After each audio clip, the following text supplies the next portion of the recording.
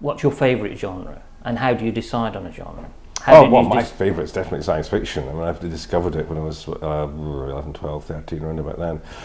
I'd probably read sort of science fiction stories, but not really sort of clocked that they were a very specific genre.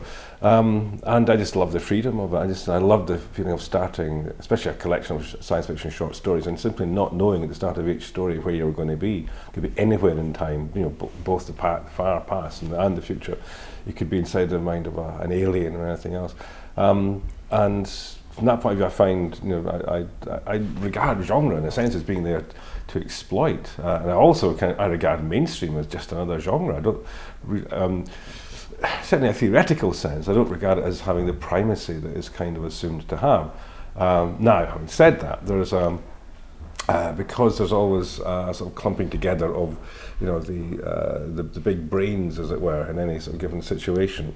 You get the Oxbridge Effect. And if you really want to show, how good a writer you are, then you will tend to write mainstream, because that is where, the other sort of really good writers, the most impressive or the most lauded will tend to gather. That's where they go. This is the big arena. So in practical terms, I think it does end up, often having the best writing. It has got a primacy that. It's a practical primacy around a theoretical one, in a sense. And I've said for years, I think science fiction is really the most important of the genres, because it's the only one that deals quite specifically with the effects of change on humans, both at an individual and a societal level. And that has mattered very fundamentally ever since the Industrial Revolution. Until the Industrial Revolution, people tended to die in the society, the same society as they'd been born into. Stuff didn't change that much. There were still, sudden, shocking, horrible events like wars and natural catastrophe, but technology didn't really change much. It changed very, very slowly. And once the Industrial Revolution hit, suddenly, no one died and that lived a normal lifespan died in the same society that they'd certainly no one that was touched by obviously it spread out from Europe and from the developed world, and in a sense still is. But it's it's the shock of the new, the shock of change that science fiction deals with. And a lot of time it doesn't live up to this high standards, and I don't think my SF necessarily does all the time either. But in a sense, it has that capability, that unique capability amongst genres, that it deals with something very important that is affecting us all the time and increasingly. I think, from that, by that token, we are learning to live in old age at the moment, aren't we? And the novelists like yourself should be and are very interested in that sort of thing. And also there's a sort of lineage of mainstream mixing with science fiction. There's J.G. Ballard, there's Aldous Huxley, there's all sorts of people that have, and your novels, Transition, for instance, I think that was, is that mainstream or is it science fiction? Well, I'm sticking to the line that's 51% mainstream, but yeah. The idea there was I was trying to sort of recreate something of the feel of The Bridge, which was a novel. If you look at my sort of career, it sort of formed a Y shape initially. There was like the Wasp Factory, which is no science fiction in it at all. Then Walking on Glass, which had some elements of science fiction and fantasy, and then The Bridge, which took that a bit further.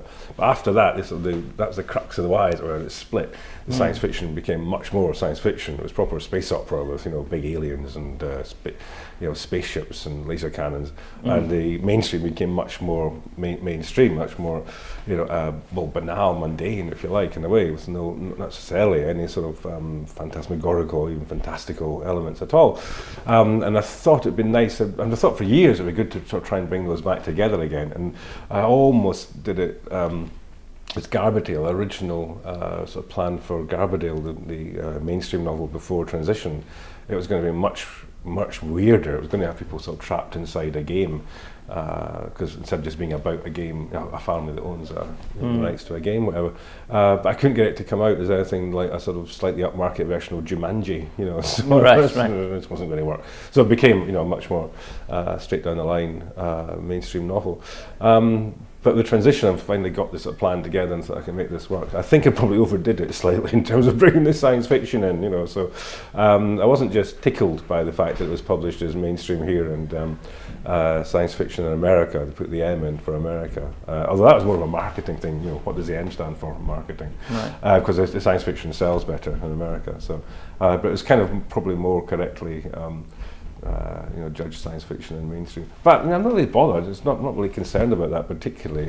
I don't want to misrepresent stuff like that. And but I think I've been writing for so long now, and people know that I do science fiction as well as mainstream. I don't think anyone would feel. I hope no one sort of felt cheated by the fact it was science fictional in a way. On one hand, genre is just a way for publishers to shelve things differently and sell things differently as well. Absolutely, and the same. It's like bookshops as well. I mean, you could organise a bookshop, an entire chain of bookshops that just had every single author by alphabetically arranged on the shelves. But it would make it hard if you particularly like crime fiction. You're going to have to look, be fine under C for Christie or whatever, or R for Rankin. You'd know where to go. But it would make life difficult. So it's arranged. There are reasons that we have categories. There are reasons that we pigeonhole stuff. And it makes sense to have a science fiction bit of the bookshop and a crime thriller part of the bookshop and so on. It would be slightly eccentric. It would be sort of rather willful thing to do, to say, right, we're running all categories and we're going to put all the mainstream science fiction, everything else, and also the non-fiction in as well. Sort it out amongst yourselves. That'd just be daft. But it's interesting, the trajectory of your career, your writing career. Wasp Factory had elements when it first came out that reminded me of early Ian McEwan in a way. The short stories, Ian McEwan short stories. And yet he went in one direction and you seem to have gone in another direction. And I've heard you say before that you consider yourself a non-realist writer. Do you think that's a fair description of the... I suppose. I'm very happy to use, non-real, sort of techniques or whatever. I certainly don't think of myself as a kitchen sink, sort of realist in that point of view. I think as soon as you start, writing science fiction, any idea of, certainly the kind of science fiction that I write, sort of far future, science fiction, then ideas of realism kind of, go out the window, frankly. But aside from that sort of defenestration, at the same time you're trying to make it as realistic as you can within the confines that still exist. That means you're making some sort of psychological sense. You still have to have some sort of character or characters that the readers will sympathise with or at least care about, even if it's sort of negatively in a sense, And it has to, even if you're invoking stuff like faster than light travel, etc., you still have to make everything else as believable as you possibly can,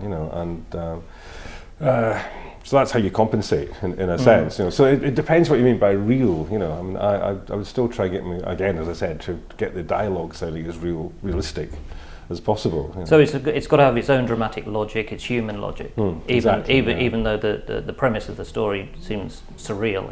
In or just bananas. Yes. Yeah.